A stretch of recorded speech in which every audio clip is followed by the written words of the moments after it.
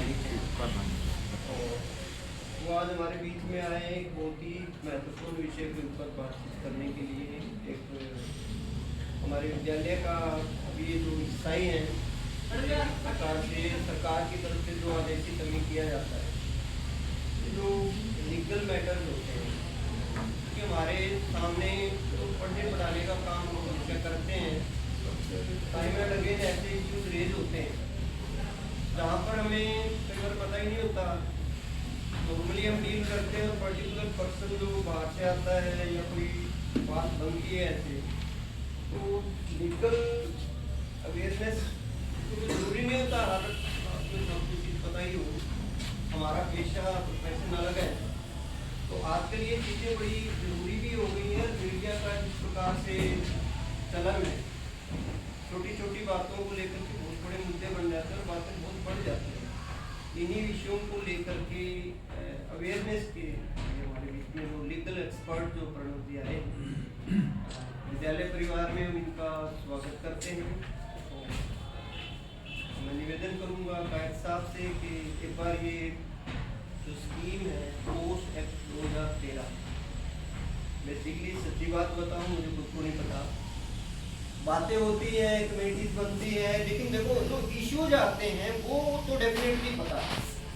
तो ऑफिस के आसपास वहीं रहते हैं, तो जो इश्यूज आते हैं वो डेफिनेटली हैंडल करना किस तरीके। देखो अगर तुम लाइटली लेते हैं चीज़ों को तो अलग बात है, लेकिन कई बार वो चीज़ बढ़ जाती है ना, तो फिर हमारी लिए मुसीबत हो जाती है। तो बड़ी अच्छी बात है ये कि इसके पहले से अपने को नॉलेज। तो मैं निवेदन करूँगा, ज़्यादा टाइम नहीं लूँगा, ताकि प्लीज़ यहाँ आए, इंट्रोडक्शन हमें दें इस एक्ट के में प्रावधान है या हमारे लिए किस प्रकार से ये ट्रेनिंग जो है वो प्रासंगिक है। धन्यवाद। आदरणीय हमारे वाइस प्रिंसिपल जी, पूनिया जी, सुभाष जी, और हमारे बीच लीगल एक्सपर्ट पहुंचे श्री प्रणव ग्रोवर जी और सम्मानित अध्यापक साथियों। जैसा कि अपने स्कूल में पहले से भी कुछ कमेटीज बनी हुई हैं, बालिका मंच और इसी प्रकार के कुछ अन्य हैं, तो ये एक एक्ट था, पोश एक्ट, POSH एक्ट 2013 में बना था। ये prevention of sexual harassment at the working place. तो ये वर्किंग वीमेन के लिए है कि जो कार्यस्थल पर उनके साथ अगर कहीं कुछ ज्यादती होती है या कोई ऐसी घटनाएं होती हैं, उसके लिए सरकार ने ये एक्ट पास किया था। और उसके बाद में इसका उद्देश्य तो यही है कि जो कार्यस्थल पर औरतें हैं, महिला है, लड़कियां हैं, उनके साथ किसी प्रकार का कोई उन पर यौन शोषण ना कर सके, उन पर कोई अत्याचार ना हो सके, और उसको रोकथाम के लिए एक कमेटी बनाई जाए। और इसके विस्तार की अगर हम बात करें तो ये एक्ट है जो वो सभी गवर्नमेंट, प्राइवेट, NGO आधारित जो भी सेक्टर हैं, सभी इंस्टीट्यूट पर लागू होता है। और अगर कोई इंस्टीट्यूट इसको वर्किंग में नहीं लेके आता है, इसके जो प्रावधान है, इसकी कमेटी को प्रावधान में नहीं लेके आता है वर्किंग में, तो उसके ऊपर जुर्माना भी रखा गया है। तो इसी तहत ये लेटर एक पहले भी आया था हमारे पास, लेकिन इसके बारे में कोई ज़्यादा जानकारी नहीं है। सिंपल एक लेटर आया था कि करना क्या है। तो उसके बाद जब ये दोबारा लेटर आया तो उसमें कुछ गाइडलाइंस बताई गई थी कि ये कमेटी बनाई जानी जरूरी है स्कूल में, और इसका समय समय पर सभी स्टाफ मेंबर्स हैं, जो चाहे वो जेंट्स हैं चाहे लेडीज है, सभी को इस एक्ट के बारे में जानकारी भी हो।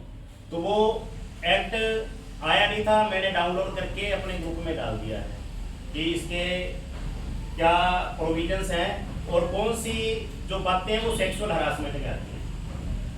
तो उसमें डिटेल में लिख रखा है वो सारा, आप सभी वहाँ से पढ़ सकते हैं कि महिलाओं के साथ बातचीत करते हुए या उनके साथ इंटरेक्ट करते हुए हमें किन किन बातों का ध्यान रखना चाहिए। और फिर उसके बाद ये भी बताया गया अगर किसी के साथ कुछ ऐसा होता है तो वो रिलेवेंट जो मेंबर है, फीमेल मेंबर, कि वो जो स्कूल की कमेटी बनाई गई है इस तक अप्रोच करेगा और उसको अपनी बात बताएगा। इसके साथ इसमें कंसाइनमेंट भी है बीच में कि वो चीज उस दायरे में आ रही है या नहीं। कई बार गलतफहमी हो जाती है किसी को कि जैसे एक पर्सन ने हंसी मजाक किया, ठीक है, दूसरे ने कोई और बात की थी, आओ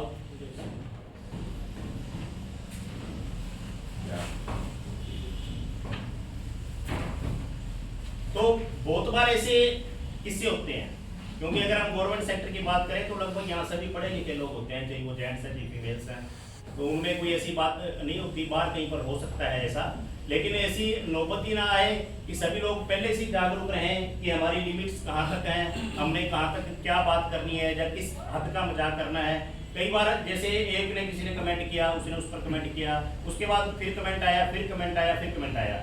अगर ये सारे कमेंट नीचे वाले हटा देना तो ये वाला जो कमेंट है ऊपर लास्ट वाला वो अनबियरेबल हो जाता है, और वो अगर किसी और को भी पता लगता है तो वो बहुत ही एक अपराध की श्रेणी में माना जाता है। हालांकि हुआ तो ये सर्कमस्टांस ही थे, परिस्थिति जन्य बात हुई थी, तो इसीलिए ये एक एक्ट का प्रावधान किया गया कि वर्किंग प्लेस पर जो वीमेन है वो सेफ रह सके, सुरक्षित रह सकें, और जो कमेटी होगी उस पर अपनी वो बात अगर रखते हैं, जिसके साथ भी अगर किसी को ऐसी समस्या आती है तो ये कमेटी उनके साथ बातचीत करेगी, और अगर रियल में कुछ ऐसा है तो कमेटी आगे इस शिकायत को आगे जो हमारे दूसरे प्लेटफॉर्म्स हैं बाहर, चाहे पुलिस है चाहे कोर्ट है ना, तो कमेटी से पूछा जाएगा लाजमी, तो कि पहले ही तुम कोई मामला है कोई मसला है तो वो यहीं पर शॉर्ट आउट हो जाए।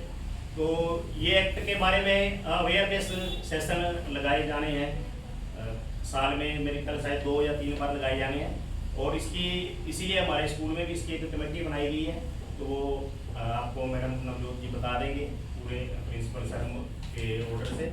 तो ये इसका बस ये पोस्ट एक्ट के बारे में जानकारी थी, और पोस्ट एक्ट पूरा है क्या, काफ़ी एक लंबा चौड़ा दस्तावेज है। उद्देश्य मैंने आपको बता दिया, इसका विस्तार बता दिया, एक कमेटी बता दी, उसमें एक लीगल एक्सपर्ट होंगे, तो हमारे श्री प्रणव ग्रोवर जी को हमने लीगल एक्सपर्ट रखा है उस कमेटी में, तो ये टाइम टू टाइम अगर कुछ और कोई एक्ट के बारे में कुछ बातें आती हैं तो वो हमारे को बताते भी रहेंगे, या कोई हमारे को और कुछ इस तरह की दिक्कत आती है तो भी उसमें हमारे को ये गाइडेंस देंगे, मार्गदर्शन करेंगे।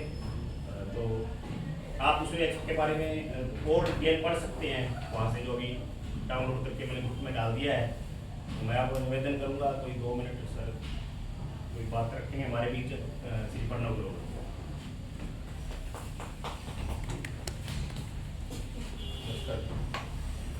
मैं एक पंजाबी च गल करना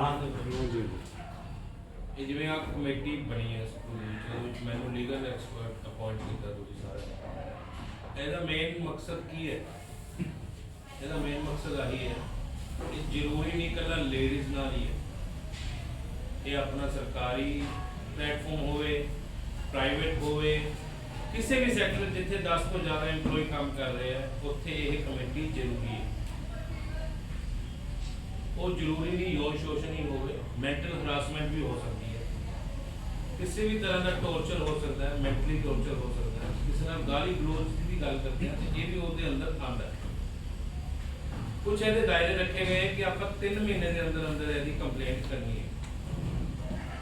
ਜੇ 10 ਜਣਿਆਂ ਤੋਂ ਜ਼ਿਆਦਾ ਦਾ ਪਲੇਟਫਾਰਮ ਹੈਗਾ ਕਿਸੇ ਸਰਕਾਰੀ ਸੰਸਥਾਨ ਦੇ ਅੰਦਰ ਤਾਂ ਉਹਦੀ ਜਿਹੜੀ ਕਮੇਟੀ ਬਣੂਗੀ ਉਹ ਇੱਕ ਵੱਡੀ ਯਾਨੀ ਮੇਨ ਜੋ अपॉइंट की गई है वो गोपनीयता रखू कि ਉਹਦਾ ना उन्हें कंप्लेनेंट का नाम दसना है, ना उन्हें जो जिहदे खिलाफ कंप्लेंट हो रही है ਉਹਦਾ भी नाम नहीं दसिया जाऊगा, और सीक्रेट रखेगा। उन्होंने आपके दायरे के अंदर रह के वो सारी कंप्लेंट को सुनना करना। 2025 के सारा द्वार तो है जो अमेंडमेंट्स हुई हैं, जे कोई प्लेटफॉर्म सरकारी महकमा या नॉन सरकारी महकमा इनू नहीं करता तो वो उत्ते 50,000 तो लैके 10 लाख तक का जुर्माना सरकार ने कोशिश की। जे उस तो भी ज़्यादा फॉल्ट उन्होंने नज़र आता है तो वो सरकारी संस्थान बंद करने की भी पावर है सरकार। यही है कि आपां सब कंट्रोल करके एक दूसरे की हेल्प करके आ सारा चलाना।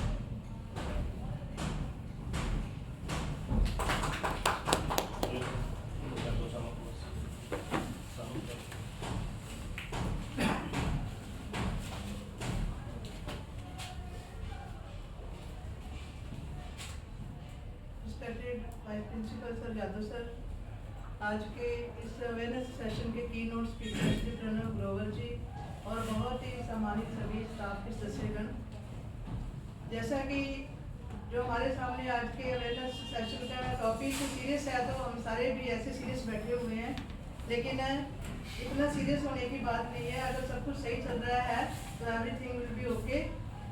और हमें अवेयर होना है। This session is just to aware the staff as well as the students as well as the public. तो सभी को अवेयर होने की ज़रूरत है कि ये जो एक्ट है पोस्ट 2013 है, प्रिवेंशन ऑफ सेक्सुअल हरासमेंट जो है, इसके लिमिटेशंस क्या हैं। कई बार हमें किसी की बात भी हर्ट कर जाती है। ज़रूरी नहीं है कि सेक्सुअल हरासमेंट जो है इसके अलग अलग जो है क्राइटेरिया इसका अलग अलग है, लेकिन कई बार क्या होता है नॉर्मली बातें करते हुए भी बात हर्ट कर जाती है।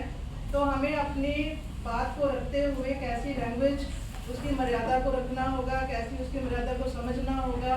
तो मजाक भी एक लिमिट तक होता है, मजाक भी बहुत सोच समझ कर करना चाहिए और ये सारी चीज़ें इसके अंदर इन्वॉल्व होती हैं।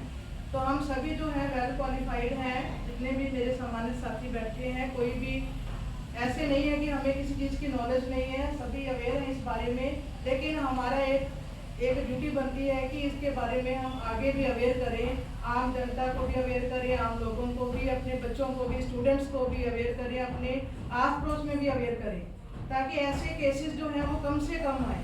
बहुत से ऐसे केसेस होते हैं जो अवेयरनेस की कमी के कारण दबे रह जाते हैं, उनको पता ही नहीं होता कि हमने किसको क्या कहना है, कब कहना है, और ऐसी कई जिंदगियां खत्म हो जाती हैं, कईयों का फ्यूचर खत्म हो जाता है, कई बच्चों का करियर जो है वो दांव पे लग जाता है जब उनको पूरी जागरूकता नहीं होती कि ऐसी बात को हमने किस प्लेटफॉर्म पे जाके रखना है। तो हम सबकी ड्यूटी बनती है, मॉरल ड्यूटी बनती है कि खुद को तो सेफ रखना ही है, साथ ही हम दूसरों को भी अवेयर करें, ताकि हमारे सामने कोई भी ऐसा केस ना आए कि कुछ ऐसा जिसके साथ ऐसा हो, उसको अवेयर करना, उसको शिक्षित करना इस मामले में। तो यही हम सबकी मॉरल ड्यूटी भी बनती है, चाहे हम यहाँ शिक्षा संस्थान में बैठे हैं, चाहे हम समाज में बैठे हैं, चाहे हम किसी भी लेवल पर बैठे हैं, तो यही हमारी ड्यूटी है। तो लास्ट में मैं थैंक्स करना चाहूँगी प्रणव ग्रोवर जी का कि इन्होंने अपने कीमती समय में से समय निकाला और विद्यालय को ये समय दिया, तो आपका बहुत बहुत थैंक्स है सर। तो आगे भी आपकी विजिट जो है हम करवाते रहेंगे, अपने बच्चों के लिए भी करवाते रहेंगे, स्टूडेंट्स के लिए भी और स्टाफ के लिए भी। और स्टाफ का बहुत बहुत थैंक्स कि जिन्होंने अपना टाइम दिया और इस अवेयरनेस सेशन को अटेंड किया। Thank you sir.